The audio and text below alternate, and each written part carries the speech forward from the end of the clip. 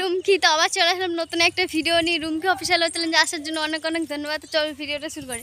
তো আজকে সকাল সকালে যে রেডি হয়ে এখন যাচ্ছি শিবের মাথায় জল ঢালতে। তো এখন যাবো গঙ্গা স্নান করতে, তো ওইখান থেকে তারপরে যাবো শিবের মাথায় জল ঢালতে। তো চলো পুরো ব্লগটা দেখতে থাকো, তোমাদের সাথে শেয়ার করবো। তো এই যে আমরা এখন চলে এসেছি এদের গঙ্গা স্নান করতে। তো আমার মাদের এখানে কিন্তু মানে গঙ্গার ঘাট কিন্তু অনেকটাই দূর, প্রায় 1 ঘন্টা লাগে যেতে। তো আমরা কিন্তু টোটোতে করে এসেছি, প্রায় 1 ঘন্টা লেগেছে। বাইক নিয়ে আসিনি, যেহেতু 4 জন এসেছি তার জন্য কিন্তু বাইক নিয়ে আসিনি, টোটোতে করে এসেছি। মানে ডাইরেক্ট টোটো করে এসেছি, আবার ওই টোটোতে করে যাব। কেন মানে হেঁটে গেতাম, কিন্তু অনেকটা বেলা হয়ে গেছে, প্রায় 9টা বেজে গেছে। তারপরে আস্তে আস্তে প্রায় 10:30 বেজে গেছে।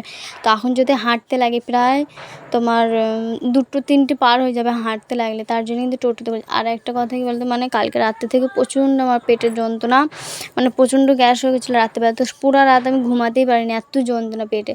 তো সকালে কি বলতো ভাবছিলাম কি যাব না, কিন্তু তারপরে আবার মন টানলো কি না যায়।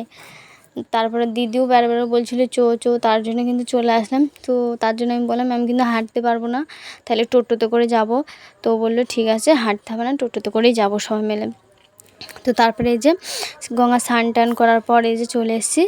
আর প্রচণ্ড ভিড়, মানে কি বলবো, আজকে ঘাটে এত ভিড়। আর এটা কিন্তু হোম পুজোর দিনকে আমাদের এখানে কিন্তু জল ঢালে প্রচণ্ড ভিড় হয় এখানে আমাদের এখানে।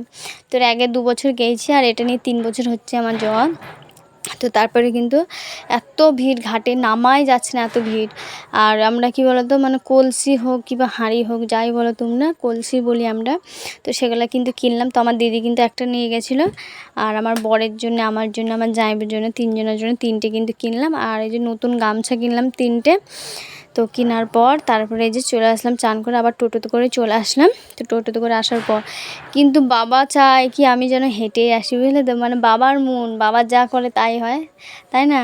তো তারপরে এসে দেখি এত লম্বা লাইন, কি বলবো বন্ধুরা, একদম অনেক লম্বা লাইন। তোমরা কি দেখতে পাচ্ছ কি পাচ্ছ না জানি না, মানে ওই বাগানের ভেতর দিয়ে পুরো লাইন, প্রায় 2 ঘন্টা 3 ঘন্টা আমরা লাইনে দাঁড়িয়েছিলাম। মানে ততক্ষণ আমরা হেঁটে চলে আসতাম পুরো। তো বাই বন্ধুরা, পুজো টুজো দেওয়া কমপ্লিট হয়ে গেছে।